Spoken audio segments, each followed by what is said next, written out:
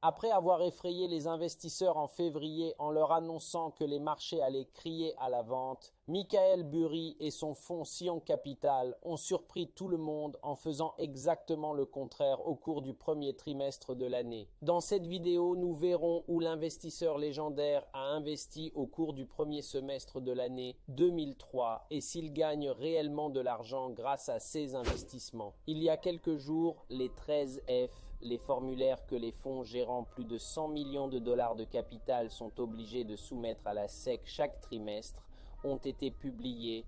La Security Exchange Commission, l'organisme qui régule les marchés financiers aux États-Unis. Il est évident que ces formulaires sont d'une grande utilité pour les investisseurs que nous sommes, car ils nous permettent de jeter un coup d'œil dans les portefeuilles des requins de la finance, même s'ils sont limités. Les fonds institutionnels disposent en effet de 45 jours à compter du dernier jour du trimestre pour remettre ce formulaire et le remettent généralement très près de cette échéance, précisément pour éviter de dévoiler leur stratégie.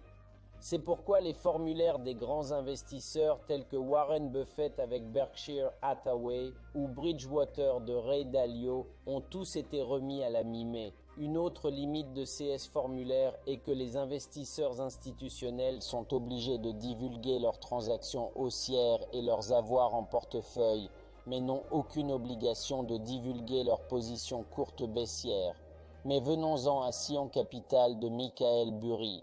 Comme nous l'avons dit au début, Sion Capital, après avoir fait miroiter à tout le monde ses ventes au début de l'année, a effectué plusieurs achats à Wall Street au cours du premier trimestre de l'année. Du 1er janvier au 31 mars, Burry a augmenté son exposition à deux valeurs chinoises qu'il avait déjà commencé à acheter au cours du dernier trimestre de l'année 2002. Il s'agit d'Alibaba et de JD.com. Dans Alibaba, Burry a doublé son exposition, passant d'une position de 5 millions de dollars à 10 millions de dollars pour un total de 100 actions. Dans JD, en revanche, Michael Burry a investi un total d'environ 7 millions et demi de dollars, ce qui porte sa position totale à plus de 10 millions. Son exposition totale au titre chinois représente 20% de son portefeuille. Or, dans le formulaire 13F dont nous venons de parler, les dates d'achat ne sont pas indiquées. Nous ne pouvons donc pas savoir exactement si ces positions sont actuellement dormantes ou déficitaires. Ce qui est certain, en revanche, c'est qu'Alibaba a atteint un plancher très important à 63 dollars par action en novembre dernier, à au moins 80% des sommets historiques atteints dans les années 2020. Ce creux a été marqué précisément pendant la période où Michael Burry a acheté. Le prix des actions a ensuite oscillé entre 80 et 120 dollars de janvier à avril de cette année, date du second achat de Burry. Le succès de ces transactions dépendra donc des performances futures du secteur technologique chinois.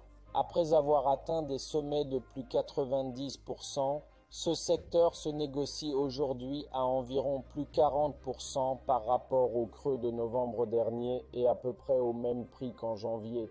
Le deuxième pari de Michael Burry pour le trimestre est encore plus sensationnel. Cette fois, en effet, l'investisseur ne s'est pas contredit et après avoir tweeté sur la crise du secteur bancaire quelques jours après la faillite de la Silicon Valley Bank, déclarant qu'il pensait que la crise serait terminée dans quelques jours, il a acheté 8 titres du secteur financier, dont 7 banques régionales, portant l'exposition totale de son fonds au secteur financier à 24%.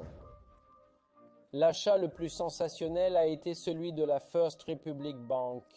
Nous ne savons pas si Burry a ensuite vendu moins d'actions de la banque avant le 1er mai, jour où la banque a fait faillite. En tout état de cause, il est très probable qu'il ait encaissé. Il s'agit d'une perte considérable puisque du 9 mars au 28 avril, dernier jour de cotation en bourse, l'action a enregistré un incroyable moins 97%. Le deuxième achat dans le secteur qui a l'avantage retentissant est Pakest Bancorp, une autre banque qui a été au bord de la faillite ce mois-ci. Là encore, à moins que Michael Burry n'ait vendu les actions de cette banque au plus fort de la hausse du 13 mars, ce qui est hautement improbable étant donné que les transactions ont été interrompues à plusieurs reprises. Ce jour-là, sa position devrait encore être déficitaire. Dans ce cas, M. Burry a eu plus de chance car l'action s'est redressée ces derniers jours, la banque ayant réussi à se débarrasser de 2,6 milliards d'actifs et à améliorer ses ratios de rentabilité.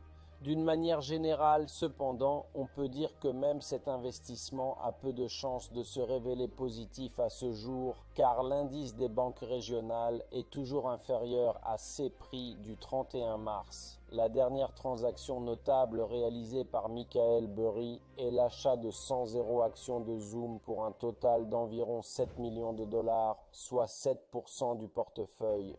Là encore, l'investissement pour l'instant ne semble pas particulièrement positif malgré la forte performance du Nasdaq depuis le début de l'année, malgré le fait que le Nasdaq a sous-performé l'indice de 30% au cours des 6 premiers mois de l'année 2003, avec un moins 6% au cours du premier semestre de l'année. Après ces transactions, le portefeuille de Michael Burry est l'un des plus concentrés parmi les gestionnaires américains, avec une diversification bien moindre que, par exemple, le Berkshire Hathaway de Warren Buffett, eux-mêmes réputés pour détenir peu d'actions dans leur portefeuille. À ces jours, Sean Capital ne détient que 21 actions contre 48 pour Berkshire Hathaway. Le trimestre ne s'annonce donc pas brillant pour Burry, même si les indices américains se sont bien comportés, avec un Nasdaq à plus 25% et un S&P 500 à plus 10%. Si vous souhaitez en savoir plus sur les mises à jour des principaux investisseurs américains ou même étrangers, faites-le nous savoir dans les commentaires afin que nous puissions jeter un coup d'œil à leur position grâce à notre terminal Bloomberg.